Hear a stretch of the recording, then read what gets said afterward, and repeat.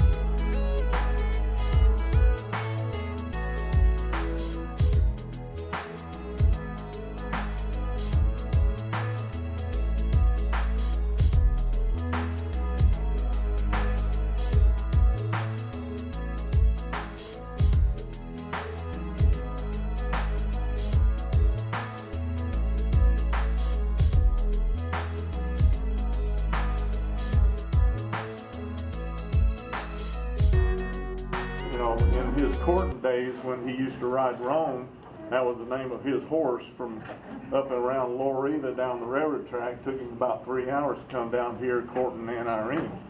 And about the time that he was working in Palmdale, and they were supposed to get married that day, and he was late getting back home, and she got mad and said she wasn't even going to marry him. And I'm glad that she did marry him. So you talked to her? Okay.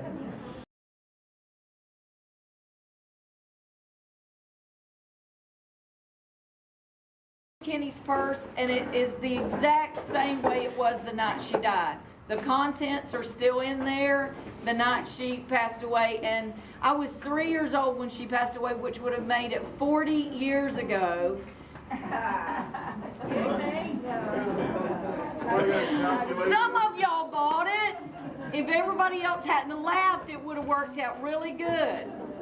So anyway, I was 3 years old, so it was actually 51 years ago. But all the stuff is still in there.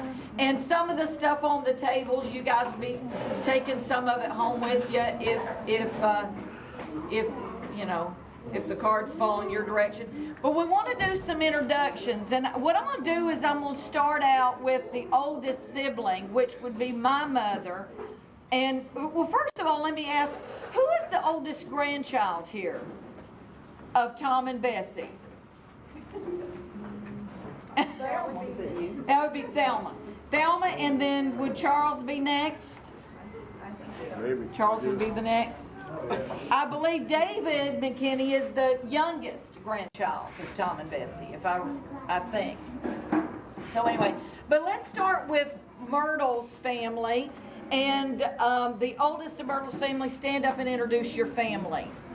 Hello, everybody. It's nice to see all of y'all again. If I haven't seen you before, it's nice to see you for the first time.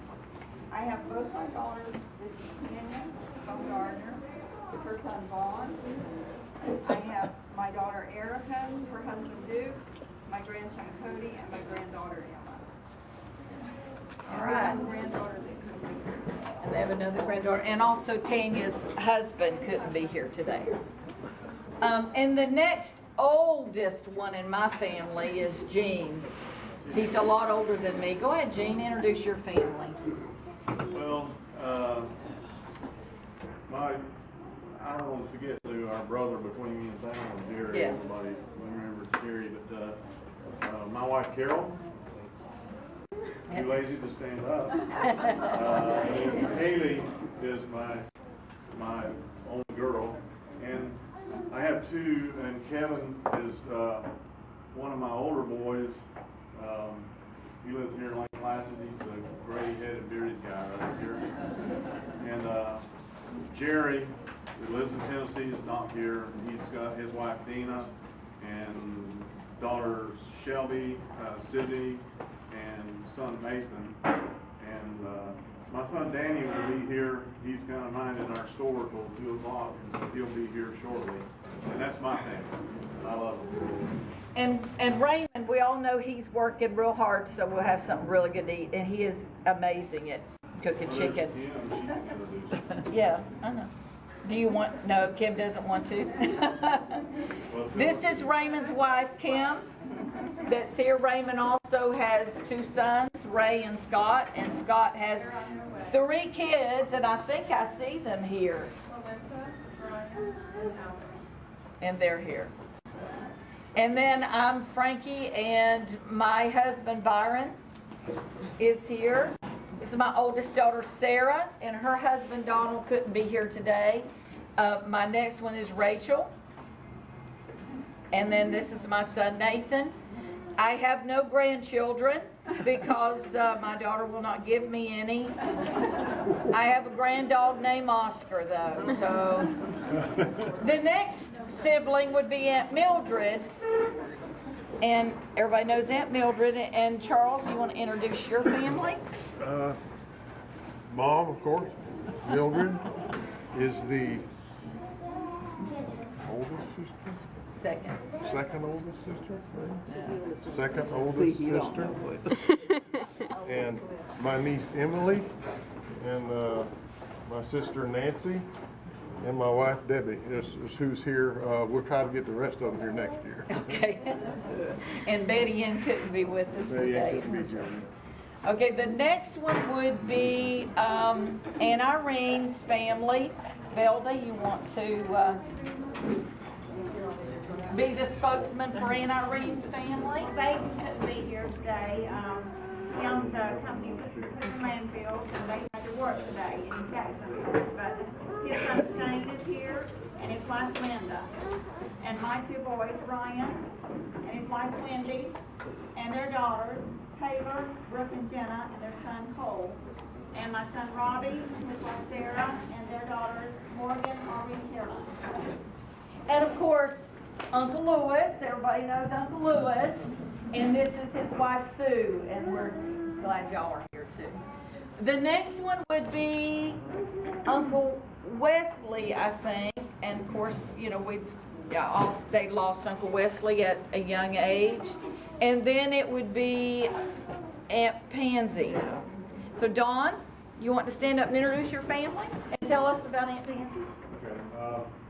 Well, Mom, Pansy, she's actually in a rehab center right now. She's going through some stuff with I guess the McKinnie curves is diabetes and high cholesterol and everything else that tends to run the family. And her husband, Johnny, he's in an assisted living facility up in Fort Ritchie, and she was staying there with him. She fell and fractured her hip, and she's in a rehab center up there right now. So neither one of them can travel and make it down here. Pansy had 2 sons, myself and my brother Tommy. Tommy passed away last November, but he had his wife, ex-wife Barbara, and he had 2 children, Brian and Buffy. They weren't able to be here, but each of them has a child. And then my wife, Lex, been married this October will be 40 years. Wow. And we have 2 daughters. Jennifer's our oldest, and Samantha's our youngest. Samantha's husband, Eric, is with us today. And then their 2 children, Haley and Amber. Amberly was born in January. And we fell in love with Amberly's hair. Okay, then we would have Uncle Willie's family. Uncle Willie, you want to introduce your family, or you want Steve to be the spokesman? He's better talking.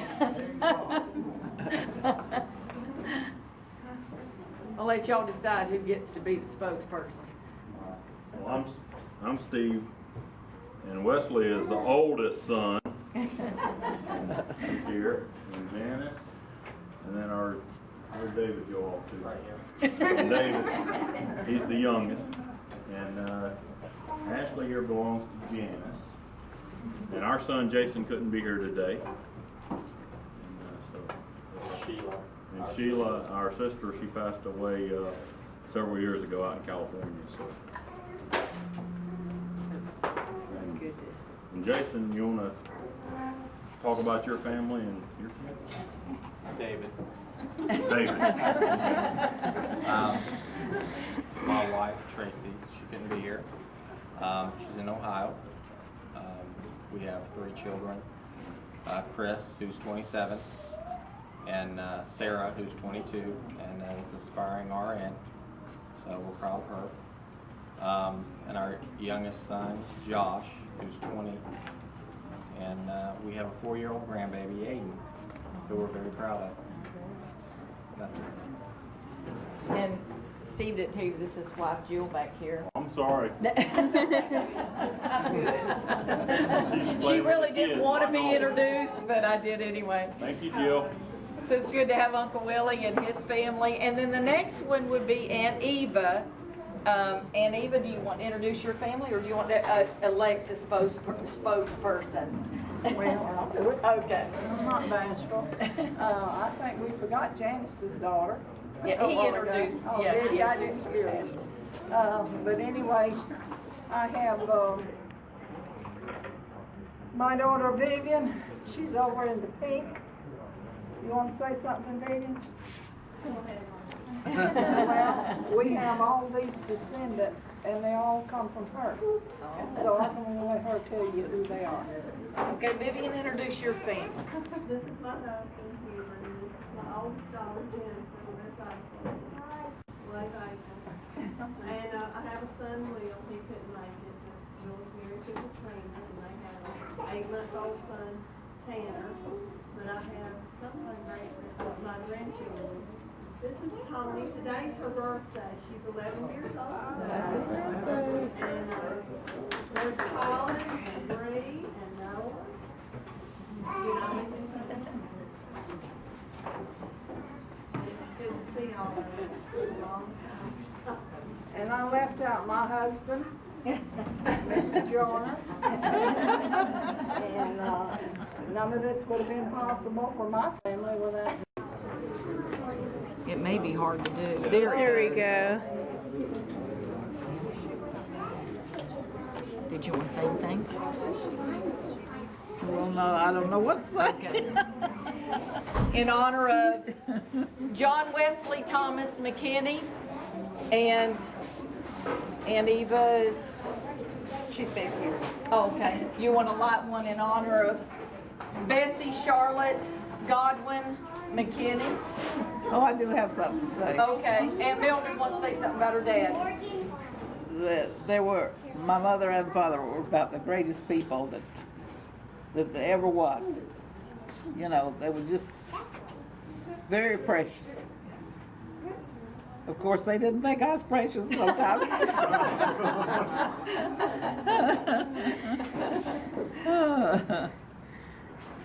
And if you want to say something. Say something about Mama. And I don't remember my dad because I wasn't quite 2 months old when he died, but from what I hear, he was a great man. But my mom, and I don't know if Mildred even remembers this or not, I know that several times when we were little, we didn't have anything to eat in the house, and we don't know what that is. Because no matter what we want, we're able to afford it nowadays. But back when we were little, it wasn't like that. And Mama told me about it, and I don't remember it myself. But she's told me several times, about twice, when we didn't have anything in the house to eat. And she would go and she'd just gather us up to the table like we were fixing to eat. And we'd have a prayer. And I know one time she said that when we got through, we went outside and there was a box of food. Yeah. And she went outside and a box of food was sitting on the front porch. And another time she said that it didn't come right away. That we all gathered up and we prayed for food. And today it sounds impossible that people were in a predicament like that. But the pastor's wife came by right after we had prayed, and Mama said she didn't know why she was coming, but she knew we had a need. So she talked to Mama and she said she thought Mama would tell her what we needed. But Mama didn't tell her, so she said she left, the pastor's wife left, so, well, maybe they need clothes, and she went off and got Willie and myself a suit of clothes and brought them back. But she still couldn't get rid of that feeling. So, and Mama never would tell her that we needed food. Great Mama. So she come back, she went off and she come back with food. And she knew that she had hit, that was what we needed. We needed food. And so my mama was a great woman of faith. And I hope I'm just half the woman and half the grandmama and everything that she was to me and to my children and so on. She was just a great lady. And when you're left with a house full of little children, and the youngest one wasn't even 2 months old, and the oldest one was 11, 12. But she was 12 in December, wasn't she, after Daddy died in July? Yeah. And a person had to have great faith, because back then it was sort of like still in the Depression, and there was no jobs. And she took in sewing. She sewed for all kinds of people and washings, and her with all of us children. And she was a great woman. She was a great role model. Oh, Daddy first died, a lot of stories. we went to, we had to go to North Florida and stay for 3 months and eat with the aunts up there because we had nobody. Living on farms. They lived on farms, so they had plenty to eat. This is for my mama. Great lady. Would you like to come light a candle for your brother? You want to do that? You don't have to talk unless you want to. You want to come light a candle for Uncle Wesley? I don't think he hears you. No, I'd rather not. Okay, all right. Well, I'll do it for you. This is for Uncle Wesley. I didn't know him. I don't know if anybody that knew him wants to stand up and say something. It was before my time.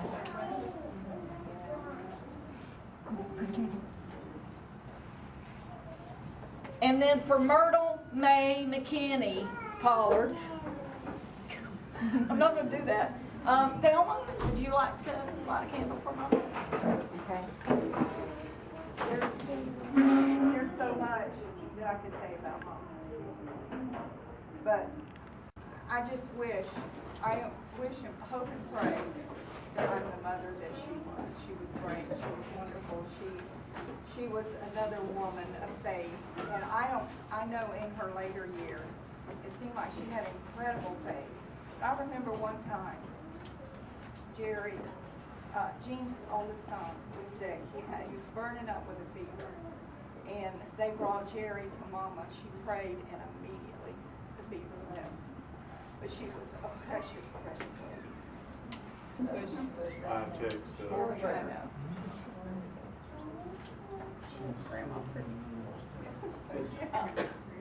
Now for Sidney Pollard, my dad, who married to McKinney, I'm going to ask the person probably most like him to light a candle, but I guarantee you he's not going to say anything.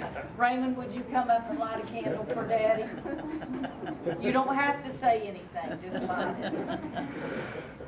And those of y'all that knew Sidney Pollard, you know, what more can you say? Yeah. Good man, good man.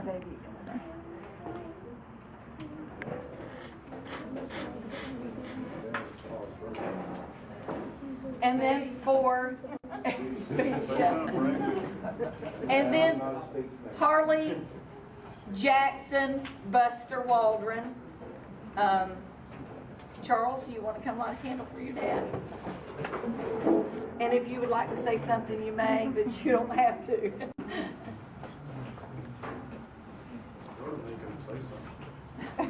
Make him say something. Dad was a quiet man, very quiet all the time. And we knew each other well, but not through a lot of words. And I was proud to be his son.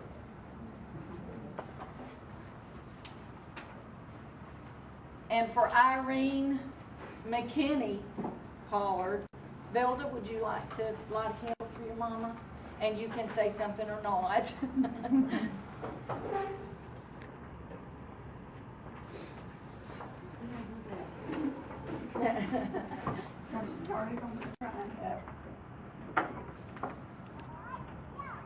Mama was a wonderful lady.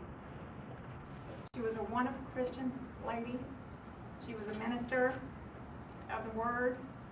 Unfortunately, I didn't get that from her. Frankie did. But I was real proud of my mother. She was a good woman, and I'll always remember her as a good woman.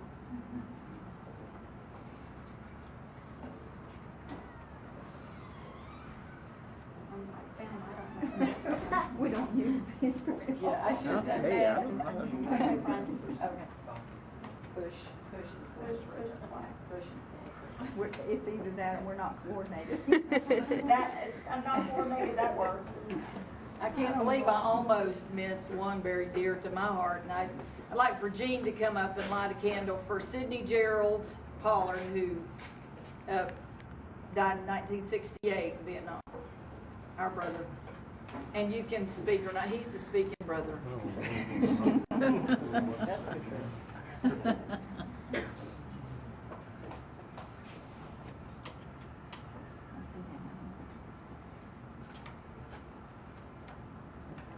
I see you.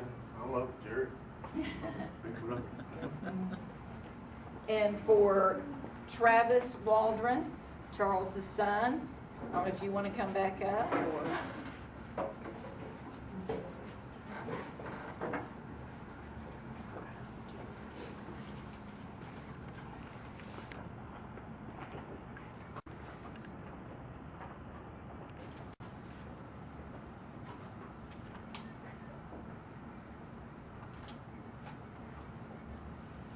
And I so hope I had counted right on candles.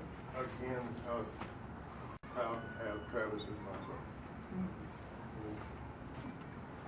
And for Sheila Denise McKinney,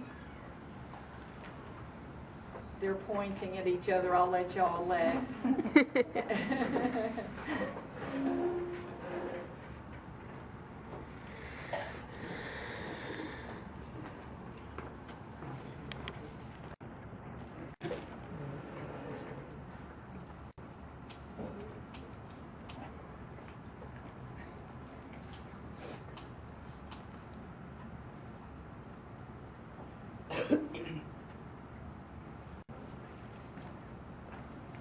For Royce Walker, Robbie, would you like to come light a candle for your dad?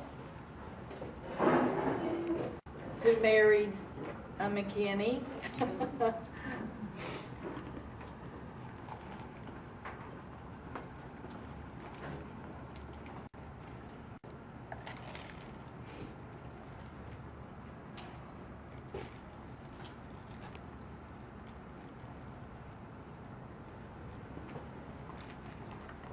Pretty sure I miscounted on candles, but I'm so sorry. Also, Tommy Stevenson, who passed away last year. Don, would you come light a candle for Tommy? I remember when we were little kids, me and my brother used to ride a bus, come down to Lake Placid, spend the summer. Usually we'd either stay at Aunt Myrtle, Uncle Sidney's, or at Uncle Lewis and Aunt Irene's house. And we were always out there. Raymond and Jean were always out there in that dirt digging these tunnels under the ground. think about it now and say, that was some dangerous stuff that we did. But we made it through. Unfortunately, my brother passed last year. He was a great man. He was. But we always talked about the times we had coming down here, and he really enjoyed those times when we did come down. We both did. Just wish we could have done it without riding the bus. Thank the Lord, Greyhound. We have Eric Griffin. Emily, would you like to light a candle for your dad?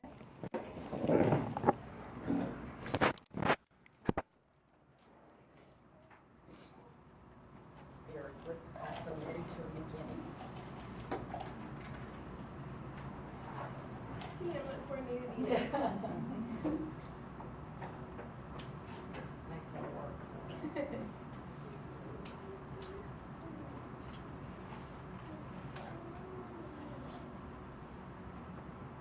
And also Kim Hubert.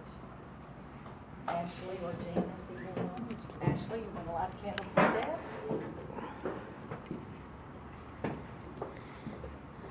Kim was also married to a McKinnie.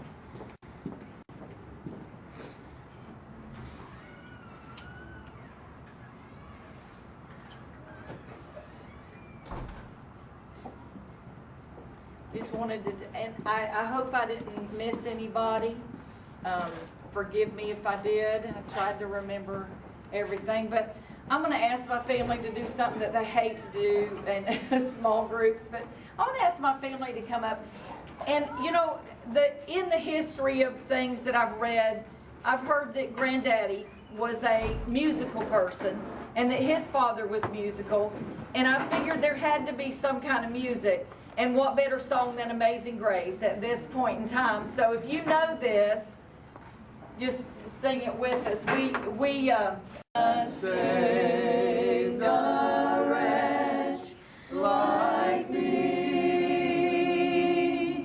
I once was lost, but now I'm found. Was blind, but now I see. Through many dangers, toils, and snares, I have already come. 'Tis grace that brought me safe thus far, and grace will lead me home. When we've been there 10,000 years, bright shining as the sun, we've no less days to sing God's praise than when we first begun. Ask Uncle Lewis to come, and Uncle Lewis, some of you may not know, but he's for years written poetry, and I've asked him to read a poem. He wrote for Aunt Irene, but he's kind of honoring all of those that aren't with us today. First, I'd like to say that Irene used to take, I imagine Jean, and I know Frankie did, Bill, and used to take all the children swimming once a week or whatever. And while they were swimming, she was out there studying their Bible for Sunday school. And she watched out for the gators and I was talking about that. I called about that. Now, first I want to talk a little bit about Grandpa McKinnie. Okay. He prayed loud, and there were some scrubs out behind the house, and he went out there early in the morning, and he was praying. And old Uncle Ben Cruz, he lived just down the street, and he said he could see Brother Tom's prayer coming over there and hitting on old man Gay's house. But he was a real good man, and he wanted to spread the gospel. He couldn't read the Bible. Granny taught him to read the Bible, and as far as I know, he never read anything but the Bible. He traveled long ways preaching the gospel, and a lot of people knows Brother Tom McKinnie today. And about Granny, she was a wonderful lady. Sometimes she'd want to come up and see her sisters, and Martha and the other one. in Georgia, and I would come in about 5:30 in the morning and in the afternoon, and they'd have my clothes packed. I'd jump in the car and get Granny in there. Away we'd go to Chipley. Well, on the way, she'd talk to me the whole time. Said, now you better watch up here, there's a stop sign. Now there's a curve right up the road here. So I stopped one day and brought her some back seat driving license. She had those driving licenses in her wallet the whole time. And I looked in her wallet one time, they're still in there. Yeah, it's But still in. had a lot of wonderful time. And I'd like to say a word or two about Sidney. He was my ideal of a good Christian man. He would say anything wrong. Slim Williams asked him one time, said, Sidney, don't you want to chew this tobacco? Sidney said, Slim, I never have put anything in my mouth I didn't put in my hand. And I got him to work on my drag line one time. I had a lot of confidence in him, and I come around and got him on Wednesday, and he went out there, and I said, I think one of the rods is freezing up. It's thinking of squealing whenever I let off on the lever. And he took a plate off I didn't even know was on there, and it was my drag line, and he tapped each rod. And that was just like you back then. But he said, I don't find a loose rod. I said, well, it's not the rod. He said, I didn't say that. I said, I didn't find one loose. But he said, maybe you better get up there and run it a little bit. And as I run it, I noticed he got by right there to the radiator, and he had his head down, and directly come up and stood up by me, and he said, are you ready to go? I said, yeah, I guess so. So we got in the truck and went home, and I said, started home, I said, you reckon it could be the manufacturing freezing there? He said, I doubt it. I said, you reckon it'd be the water pump squealing like that? He said, I doubt it. I got home with him, and he opened the door and said, if you'll tighten your fan belt, it'll stop it. But he was a wonderful man. And his mother, Myrtle, I went over there one time, she was moving furniture, and I come back and told Irene, I said, if I want to move any furniture, I'm not going to get Sidney, I'm going to get Myrtle. But one thing about it, whenever Myrtle talked to you, you knew what was on her mind. But she was a wonderful lady. And now, Irene, and I'll try not to take up a lot of time, but she was a wonderful teacher. And Frankie got some tape, but anyhow, instead of teaching, she preached. And whenever the Sunday school classes would come out that she taught, there was sometimes they'd be crying, sometimes they'd be smiling, but she really taught a good lesson. And I've got a poem here that I wrote, and it says, Angel. It said, an angel comes down every now and then to pick a flower that has been washed in the blood and free from sin. The angel takes the flower to the Father to live in his house of love, to never fade or grow old, but will live forever in heaven above. Sometimes the angel picks a flower that is very close. Sometimes it's the one we love the most. It is so hard, and we don't know, we don't want to let them go. But it is a comfort to lean on Jesus, and that they are in heaven is comforting to know.